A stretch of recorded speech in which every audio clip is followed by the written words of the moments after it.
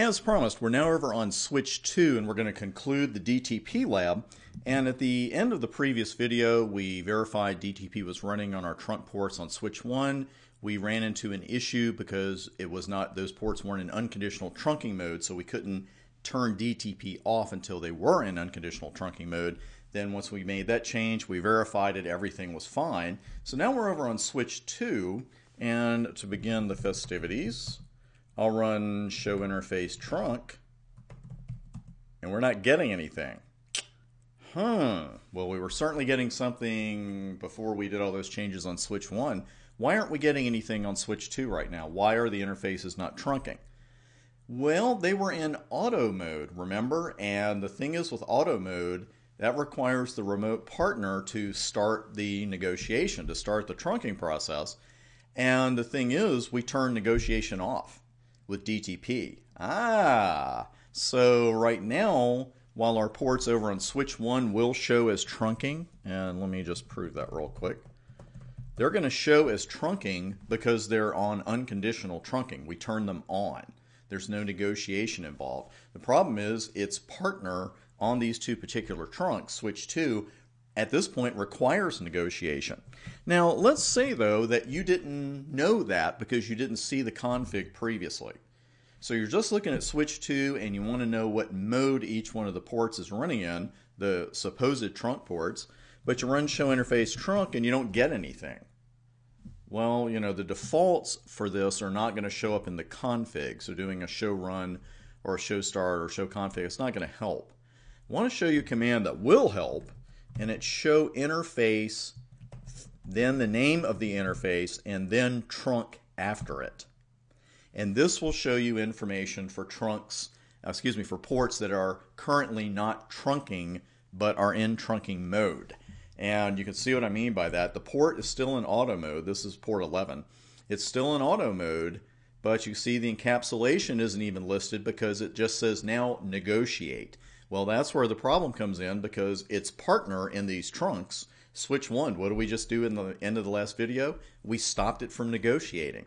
Now, this is one of these things that once we fix this on switch 2 and turn this one into an unconditional trunk, our trunk should come back up. We're going to see live because right there our status is not trunking.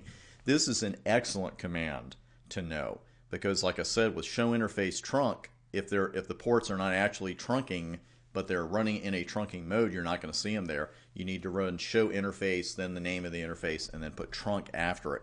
So we know what we're up against here. We want to turn off DTP, and we want these ports to be unconditionally trunking. So we saw in the previous video that if you are not in unconditional trunking mode and you try to turn DTP off, that's not going to work out too well. Let me just verify one more thing. The completist in me demands to see that.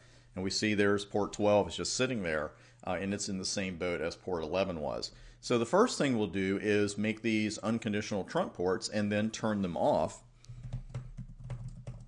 And then turn DTP off, I should say. We're not going to turn the interfaces off. So there's our interface range command, and we're going to do a switch port mode trunk. And rejected again. I'm starting to get a complex here. I don't know about you. But here the command is being rejected. And we also see the little message after that, range command terminated, because it failed on port 11. So this particular iOS is saying, hey, once it fails once, we're just kicking out of it because we can't do the entire range.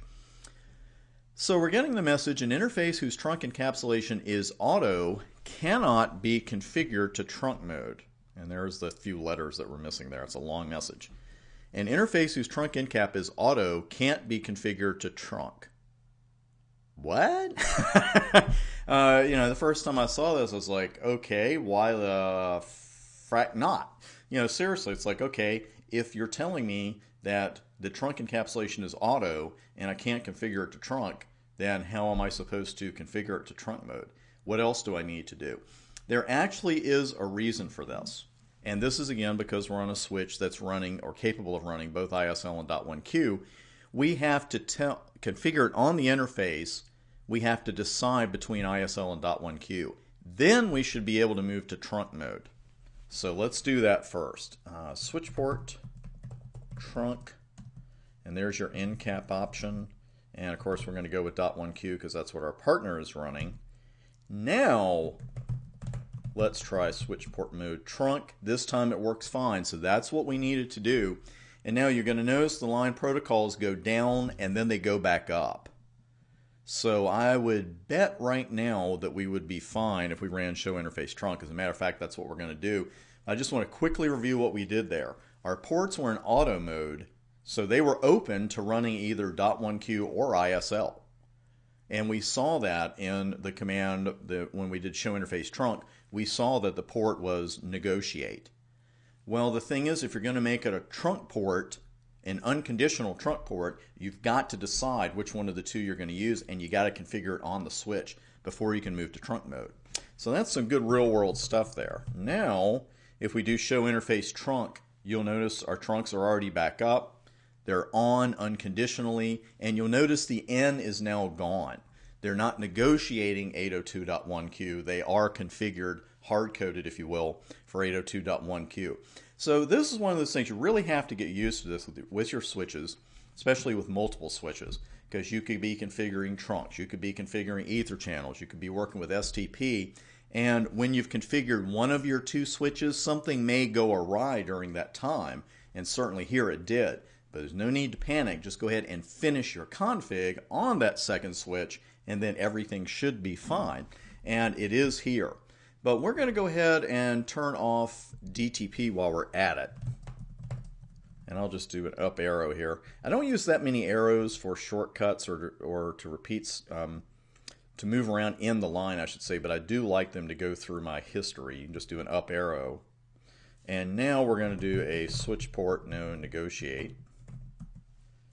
And you're gold. Now, we've got a persist message there on a couple of other ports when I did that, and I will look into that, but that's not something dealing with ports 11 and 12. So, let's go ahead and first run show interface trunk. Verify our trunk is still there, and it is. And we will then run, let's see, what will we do next? Let's run that show interface switch port again. And I'm going to use my little pipe to begin at fast 011. And there we go. And you can see now negotiation of trunking is off. And negotiation of trunking is off. So some great real world examples here. You know, the modes themselves, the theory, you know, desirable, auto, trunk, they're very straightforward stuff. But actually working with them on the switches, you do bump into other things, which we've done and we've solved here in these labs. There's one oddity there, though, as far as those switch modes go. You notice that we've got, of course, an unconditional mode, and we have auto mode, and we have desirable mode, but I didn't really see an off mode. Did you? Let's go back and look at that range again. I'm not going to change it. You know, we've got access.1Q tunnel, which is for future studies, as is private VLAN, but we've used access, we've used dynamic, and then we've used trunk, but there's no, you know, off command here. You know, if you put in trunk, there are no options. So how do we make a port absolutely unable to trunk? Because we talked about that being a best practice for security. How do we do that? We just put it in access mode. Access mode is, in effect, turning trunking off. So don't look for switch port mode trunk off. You know, there's no such command. Sounds a little funny, but there's no such command. But if you want to make a port unable to trunk, put it into access mode, switch port mode access. And that's all there is to it. That's all I had here for you on the board. And what I am going to do next is I'm going to do a write erase on the switches, send them back to their default settings, and after that we're going to look at how to filter the VLANs allowed to use the trunk. And I know the first time I saw that I thought, well, why would I ever want to cut back on the number of VLANs that can use the trunks? Isn't that what I want the trunks for? Well, it is, but there may be one special situation where you want to filter it, and we're given about 5 different options to do that with. So we're going to see all of those in the very next video. See you there.